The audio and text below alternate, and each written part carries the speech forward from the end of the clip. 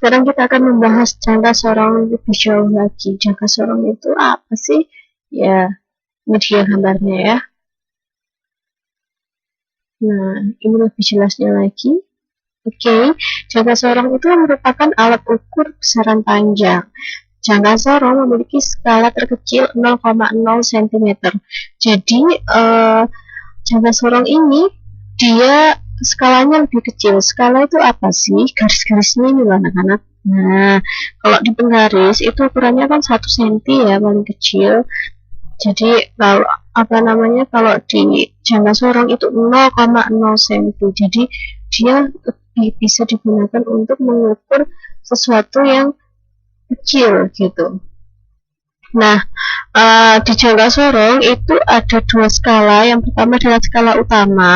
Skala utama ini di bagian atas, yaitu di sini, ya. Ini adalah skala utama.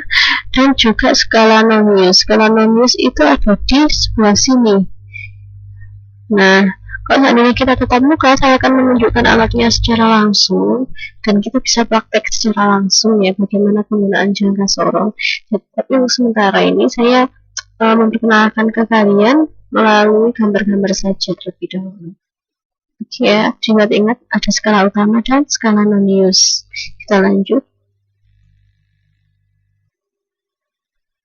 Nah, jangka sorong itu fungsinya adalah digunakan untuk mengukur diameter. Nah, di sini ada dua. Ini namanya rahang bawah dan ini adalah rahang atas. Rahang bawah ini digunakan untuk mengukur diameter luar sebuah benda. Sedangkan kalau yang bagian rahang atas ini digunakan untuk mengukur diameter dalam sebuah benda. Nah, di sini ada skala utama, di sini ada skala nonius. Dan ini apa, Us? Ini bisa digunakan untuk mengukur sebuah kedalaman. Nah, jadi jangka sorong sendiri memiliki fungsi untuk mengukur diameter. Nah, seperti ini. Jadi, diameter misalkan kelereng. Jadi, kelerengnya tinggal dijepit di dalam sini, anak-anak. Nah, nanti kalian akan mengetahui berapa sih diameternya kelereng. Nah, dan ini hasilnya akan lebih akurat jika dibanding kalian menggunakan meteran. Begitu juga dengan cincin. Jadi benda-benda yang lingkaran-lingkaran itu diameternya lebih tepat diukur dengan menggunakan jangka sorong. Nah, misalkan kalau ini ada pipa, kalian ingin mengukur diameter dalam, berarti ini dimasukkan ke dalam diameter tersebut, rahang atasnya. Oke, dan di jangka sorong ini cara menghitungnya adalah ada rumusnya tersendiri, anak-anak. Nah, skala utama, jadi rumus jangka sorong sama dengan X sama dengan skala utama ditambah skala nonius yang berimpit dikali 0,01. Terus kok ribet banget sih? Enggak, santai. Ini gampang sekali menurut Ustazah. Kita lanjut ke contoh soal. Berikutnya yaitu contoh menggunakan jangka sorong. Oke, anak-anak, kita langsung menuju ke contoh soal, yaitu berapakah hasil pengukuran balok tersebut. Ini dia gambarnya. Oke, di sini baloknya diukur dengan menggunakan jangka sorong dan diperoleh hasil skalanya sebagai berikut. Kalian harus ingat, yang atas ini adalah skala utama dan yang bawah ini adalah skala nonius. Nah, masih ingat rumusnya kan? Nah, ini saya tampilkan lagi rumusnya. Terus kita langsung menuju ke penyelesaiannya. Oke, kita masukkan dulu rumusnya. X sama dengan SU, saya singkat ya, skala utama ditambah skala nonius dikali 0,01 cm. Kemudian kita masukkan skala utama itu yang bagian atas. Bagaimana cara menentukan skala utama? Itu kita lihat angka 0 ini dulu. Nah, dia jatuhnya di sini. Kemudian kita lihat sebelah kirinya, anak-anak. Sebelah kirinya di sini ada angka berapa? Angka 3 ya, dan ada satu garis kecil. Nah, setiap garis-garis di sini sampai menuju ke angka 4, ini adalah nilainya desimal. Yaitu di sini 0,1, 0,2, 0,3, 0,4, 0,5 dan seterusnya. Nah, ketika angka 0 ini jatuh di setelah 0,1, berarti di sini tinggal dijumlahkan. Berarti nilai skala utama itu adalah 3,1. Nah, sedangkan untuk skala nonius itu adalah yang berimpit, yang lurus garisnya dengan skala utama. Nah, di sini kita lihat yang paling lurus yang bawah ini ya, yang lurus dengan yang atas yang mana? Ya, betul, yang ini. Nah, kalau yang bawah ini dia tidak desimal, dia angka biasa ya, 1, 2, 3, 4, 5, 6, 7, 8, 9, 10 seperti itu. Nah, karena yang lurus angka 9, maka skala utamanya adalah 9. Jadi jangan lupa juga dikalikan 0,01. Oke ya, skala utama 3,1, skala nonius 9, dan dikalikan 0,01 nantinya. Berapa hasilnya? Nah, nanti 3,1 ditambah 0,09. Di sini kalian harus bisa mengoperasikan perkalian desimal. Di sini sebenarnya gampang sekali sih, karena ini hanya dikalikan 0,01, maka berapapun angka di sini nanti akan mengikuti hasilnya, karena 1 dikalikan berapapun sesuai dengan angkanya ya. Oke, berarti 3,1 ditambah 0,9 hasilnya berapa? Yup, hasilnya adalah 3,19. Mudah kan anak-anak? Oke. Selanjutnya yaitu micrometers group. Itu gambarnya micrometers group. Micrometers group itu adalah alat pengukuran besaran panjang, sama sebenarnya dengan jangka sorong. Dia juga digunakan untuk mengukur besaran panjang juga.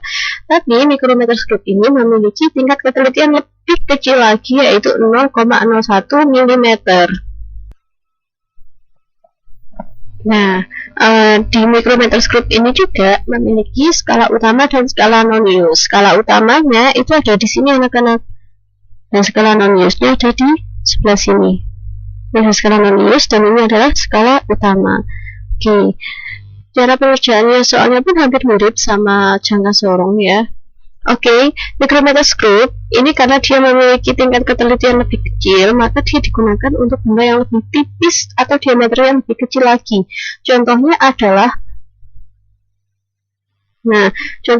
untuk mengukur kawat di sini ya, dan juga ketebalan sebuah kertas. Dan ini adalah rumus untuk micrometers group. Oke ya, rumusnya hampir sama, cuman bedanya adalah di sini pakai 0,01 mm. Oke anak-anak, berikut contoh cara penggunaan micrometers group. Nah, ini berapakah hasil pengukurannya? Oke, di situ kalian melihat pengukuran benda dengan menggunakan micrometers group dan diperoleh skala sebagai berikut. Nah, yang perlu kalian ketahui di sini adalah skala utama dan di sini adalah skala nonius. Nah, skala utama di sini ada beberapa angka ya anak-anak. Cara menentukannya adalah bagaimana us?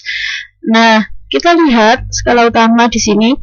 Angka yang paling terakhir terlihat ini adalah 3. Jadi yang kalian lihat adalah angka yang paling belakang sendiri. Di sini 3. Nah, kemudian kalian juga harus memperhatikan garis-garis yang di bawah ini. Di sini adalah desimal, nilainya 0,5. Jadi ketika pengukurannya ini, jadi di sini bisa diputar-putar ya anak-anak. Jadi ketika ini terlihat, maka nilainya hanya 3. Tapi ketika garis bawah ini juga terlihat, maka silahkan kalian tambah 0,5. Jadi di sini skala utamanya adalah, oke, ini rumusnya tadi ya.